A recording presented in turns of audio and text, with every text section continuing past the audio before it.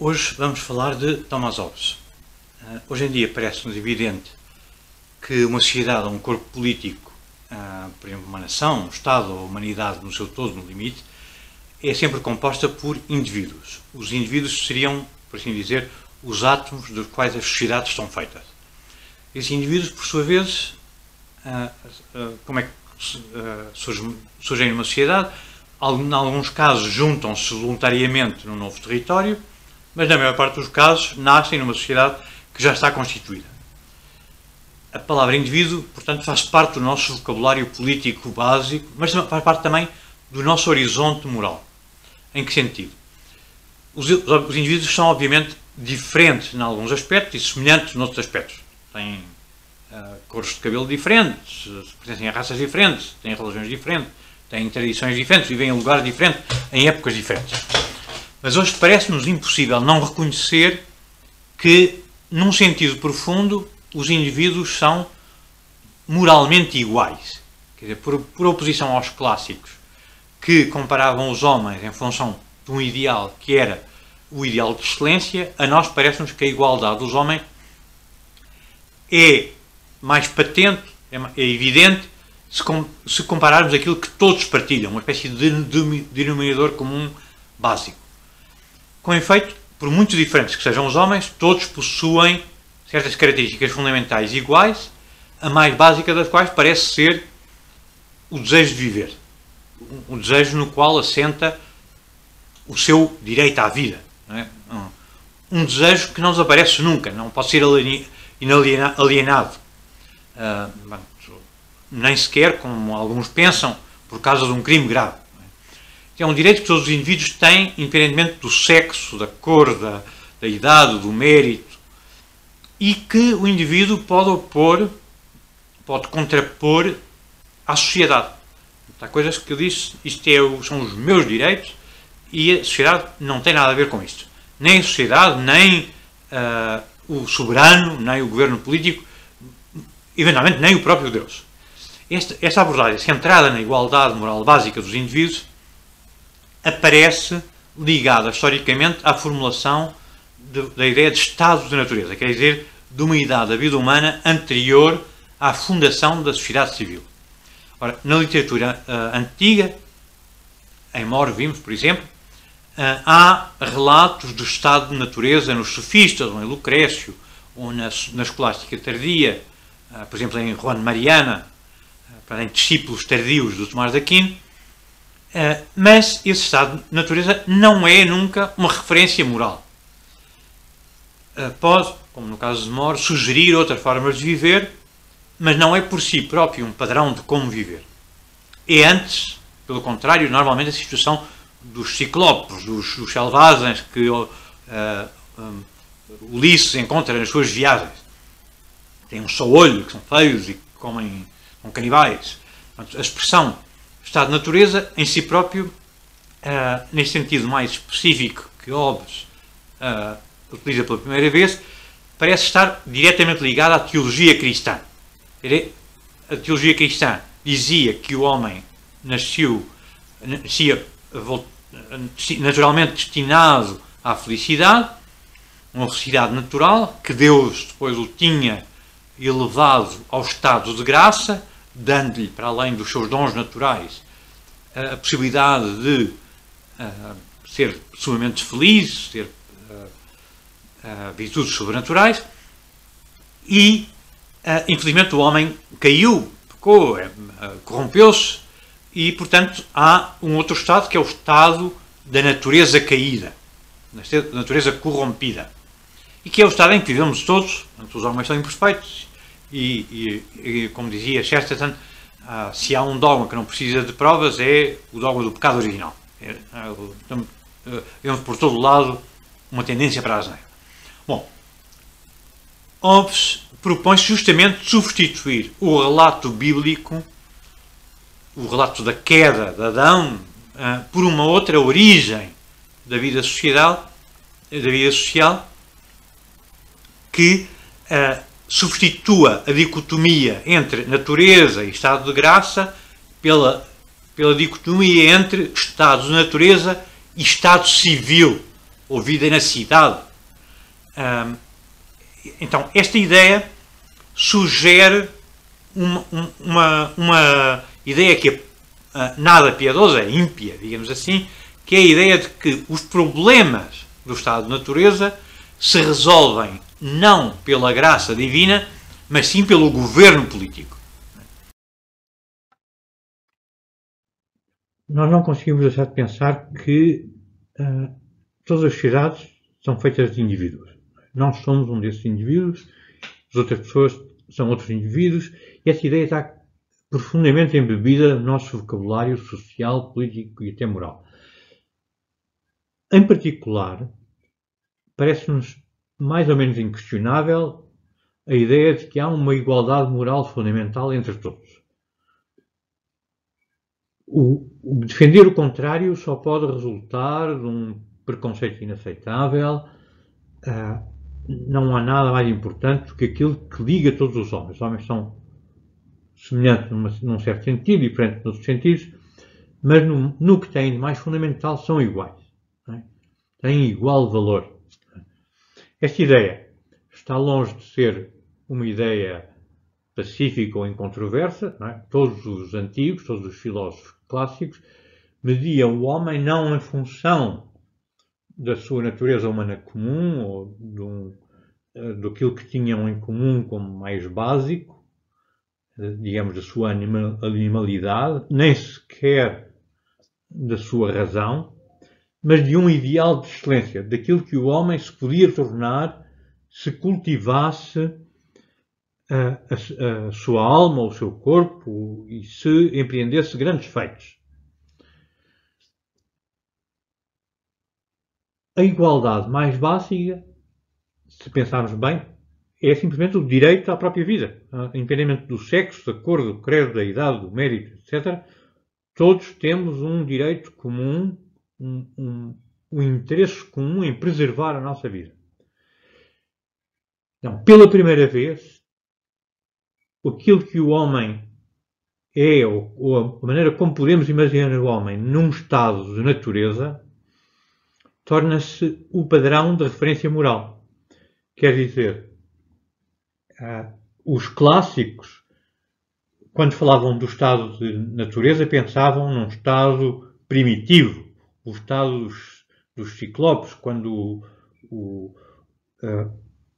na Odisseia Ulisses encontra uns seres que são meios animais, meios homens, com um só olho, num estado selvagem. A partir de agora, o que é o homem no estado de natureza é a referência moral incontornável. Esta ideia do estado de natureza não é completamente nova. Portanto, uma ideia que já tinha aparecido muitas vezes nos filósofos clássicos.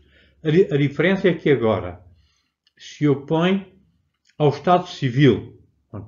Ora, a Bíblia também tinha falado do estado de natureza como um estado primordial. Né? É o estado do homem antes do pecado original. O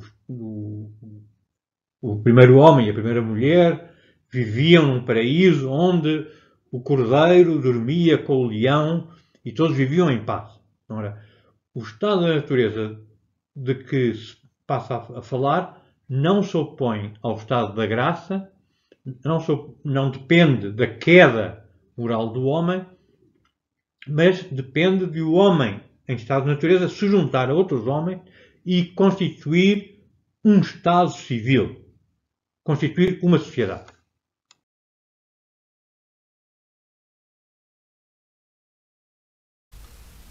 Como é que se deu esta mudança de tal maneira que nós pensamos naturalmente que os homens são os átomos da sociedade e que são, no fundo, essencialmente iguais, embora depois tenham riquezas diferentes, talentos diferentes e por aí fora.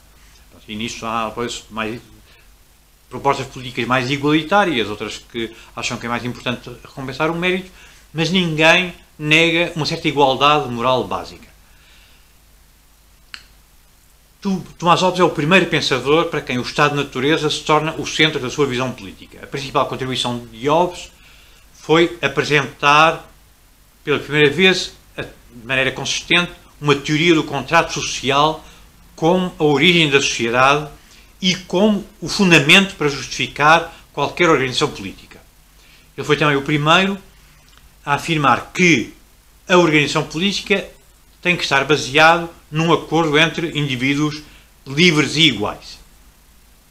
Segundo ele, o denominador mínimo comum que torna os homens iguais não é a razão, no entanto, e menos ainda é a sabedoria, como pensavam os antigos, mas as paixões. A solução do problema político, portanto, deve ser baseada não na razão humana, na possibilidade de fazer acordos racionais, mas nesse facto bruto que o homem é presa de paixões. Hobbes afirma, seguindo nisto Maquiavel, que a verdadeira ciência política não deve começar com sonhos, nem com ideais, mas com o exame das paixões que movem a maioria dos homens na maior parte dos tempos. Ele não diz que movem sempre, todo o tempo, e que não há pessoas desinteressadas, mas diz que isso é mais a exceção que a regra. Porque, como ele diz, a generosidade é demasiado rara e a própria razão é escrava das paixões em última instância. Portanto, para garantir o igual direito básico à vida, ele institui o Leviatã, um soberano absoluto que desconfia da virtude dos homens, que não confia que os homens sejam generosos, altruístas e virtuosos. A teoria de Hobbes tem má reputação hoje porque ele inferia do contrato social a ideia de que todos se deviam submeter a um soberano absoluto, o Leviatã. Hoje aceita-se, no entanto, habitualmente o seu método para justificar a organização política. Quer dizer, aceita-se a ideia de uma referência natural ou de um contrato social. Há muitos académicos que aceitam estas ideias e a própria ideia de constituição está de alguma maneira ligada a isto. A ideia de que há uma ligação, um contrato básico entre os elementos, os átomos que ligam a sociedade. Mas, na própria época, Hobbes era vilipendiado, igualmente desprezado, mas por razões diferentes. A razão para o ultraje que provocou na altura, o escândalo que provocou na altura, era a franqueza crua com que descrevia a maneira como chegou às suas conclusões. Quer dizer, havia outros autores da mesma época a fazer também uma apologia do governo absoluto do rei, pelo menos da soberania, como o filósofo francês Jean Bodin, e que não foram também vilipendiados, e o próprio Locke e outros que lhe sucederam defenderam ideias também que não eram propriamente prudentes politicamente, mas o que ultrapejou toda a gente e o que tornou impossível dizer-se que se seguia as ideias de Hobbes, mesmo quando elas nos inspiravam, é a ideia de que o homem é essencialmente imoral e a sua proposta que rompe com tudo aquilo que a opinião pública considerava minimamente decente. Mas o seu método para justificar a organização política, algumas das suas ideias, mesmo entre aqueles que negam ter sido influenciados por eles, têm uma óbvia influência, e os filósofos políticos posteriores, Locke, Rousseau, entre outros, não deixam de se referir a essas ideias, evitando apenas nomeá-lo.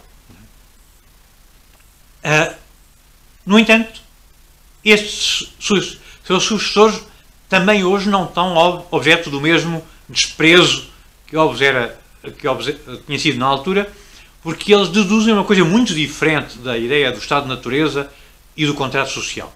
Em concreto, não concluíam, não deduziam que pelo facto do homem ter vivido num estado natural selvagem, que era preciso um poder absoluto, mas extraíam daí a ideia de que era preciso um governo limitado, ou um governo liberal, ou uma república.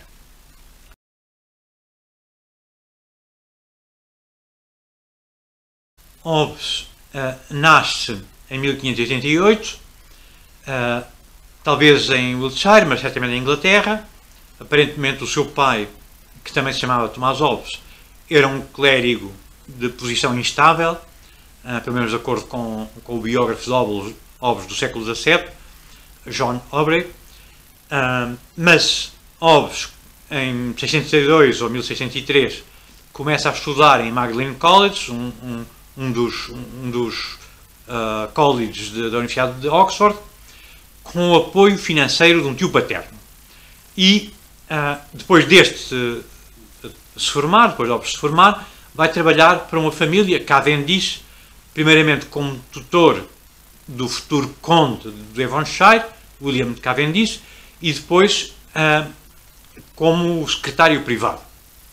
Este trabalho dá-lhe os recursos necessários para realizar os seus estudos, como ele bem entendesse, além de estabelecer contactos com outros pensadores famosos na altura, incluindo Francis Bacon e René Descartes.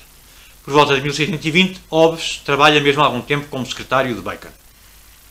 A primeira obra importante de Thomas Hobbes é uma tradução para inglês da história da Guerra do Peloponeso do historiador grego Tucídides. Para os seus escritos posteriores, da década de 1640 em diante, aqueles que começam a atrair a atenção de outros estudiosos, são trabalhos de filosofia e, em particular, de filosofia política. Escreve Os Elementos da Lei e um livro em latim, do Cidadão, De Cide, que causam sensação na época. O do Cidadão começa por ser um livro independente e depois acaba por ser convertido na terceira parte de uma trilogia chamada Os Elementos da Filosofia. A primeira parte dos Elementos da Filosofia é sobre o corpo, de corpore. A segunda parte trata da filosofia natural e a segunda parte, trata do homem, de homine, e ocupa-se de questões de fisiologia, de ótica, do corpo humano. E a terceira parte é a parte que se trata do cidadão, é um estudo político.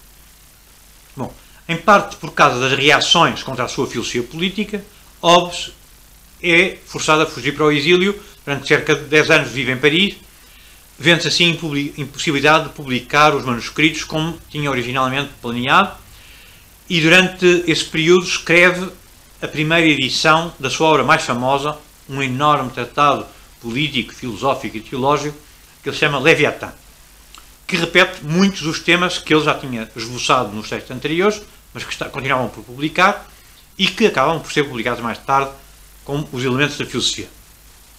Após o regresso à Inglaterra, publica finalmente a primeira parte desses Elementos da Filosofia, do corpo, em 1655, e a segunda parte, em 1658, do homem, completando assim a trilogia. Publica ainda, em 1668, uma segunda edição revista do Leviatã em latim, que era em grande parte a língua académica da altura, a língua erudita da altura.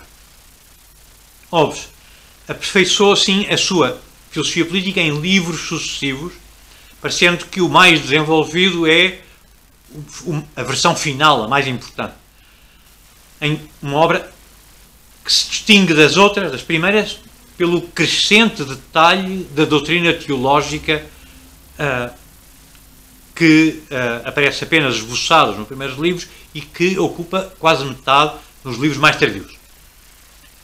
As suas últimas obras não foram os volumes ambiciosos pelos quais ele se tinha tornado conhecido, mas traduções de Ilíada, de Homero e da Odisseia também, bem como uma história da Guerra Civil Inglesa, da qual ele tinha fugido para o continente, intitulada Behemoth, ou O Longo Parlamento.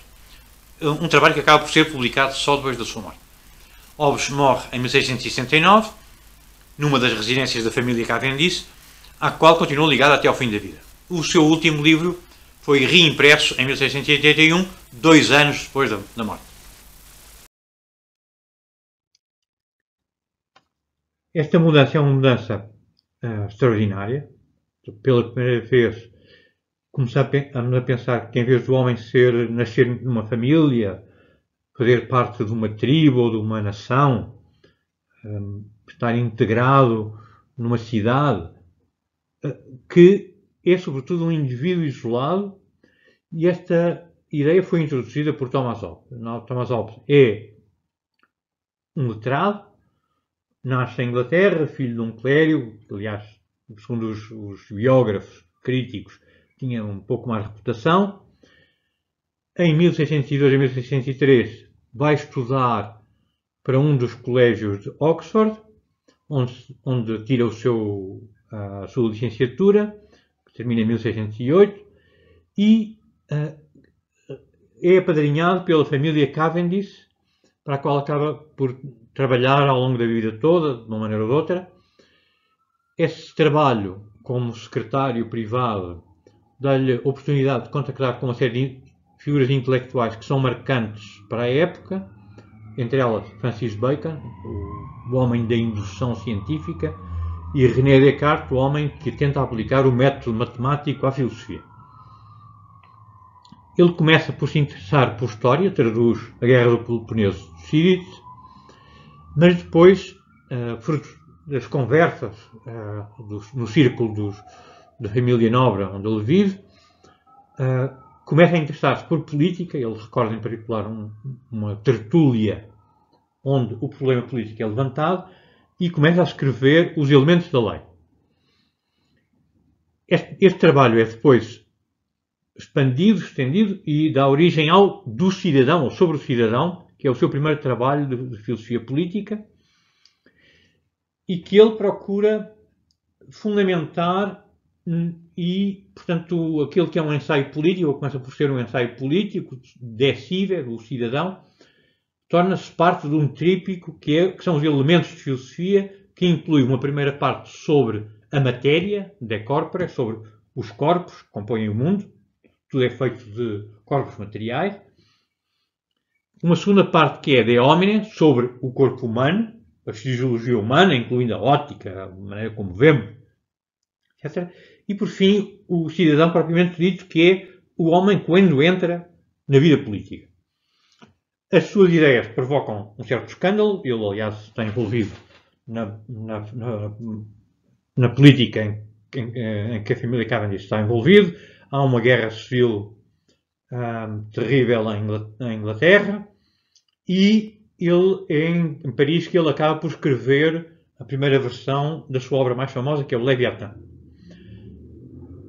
As três obras sucessivas, os elementos da lei, do cidadão e o Leviatã, acabam por defender essencialmente as mesmas ideias, cada vez mais bem articuladas, mais bem formuladas, mas, sobretudo, a grande diferença é que a parte teológica da obra, que está praticamente ausente nos elementos da lei, se torna cada vez mais extensa, cada vez mais desenvolvida, de tal maneira que é mais de metade do texto do Leviatã. Esta extensão das reflexões ou das considerações religiosas são tanto mais estranhas quanto toda a gente na época está convencida que Hobbes é um ateu, não é? Portanto, que não acredita em Deus de maneira nenhuma, e há grandes dúvidas sobre porque é que ele dedicou tanta atenção ao problema religioso. Alguns dizem que é porque aqueles que têm um motivo religioso para obedecer a Deus em vez de obedecer aos homens, que são um perigo para a paz social.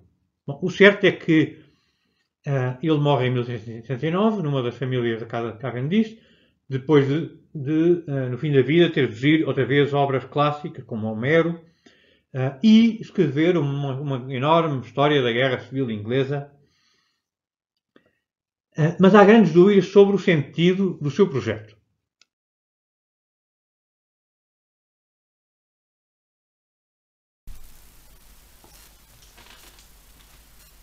O projeto político de Hobbes pode ser apresentado segundo duas perspectivas.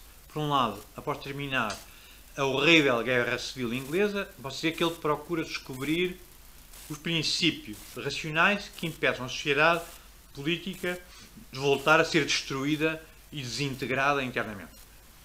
Com efeito, a experiência da Guerra Civil Inglesa leva-o a pensar que mesmo o governo mais opressivo era preferível às misérias e horríveis calamidades que acompanham a Guerra Civil, para usar as palavras que ele escreveu. Embora qualquer governo seja preferível a uma guerra civil, todos os governos, excepto o governo absoluto, tendem a dissolver-se e, portanto, vão acabar inevitavelmente na instabilidade e na guerra civil, e, portanto, é preferível que, desde o princípio, o povo se submeta a uma autoridade política absoluta. A estabilidade política implica também que as pessoas se abstenham de ações que minem a estabilidade de um regime. Por exemplo, que se abstenham de debater abertamente a legitimidade de um governo ou de falar de uma revolta contra o governo. Em termos gerais, o seu trabalho tem justamente como objetivo mostrar a relação entre a obediência política e a paz.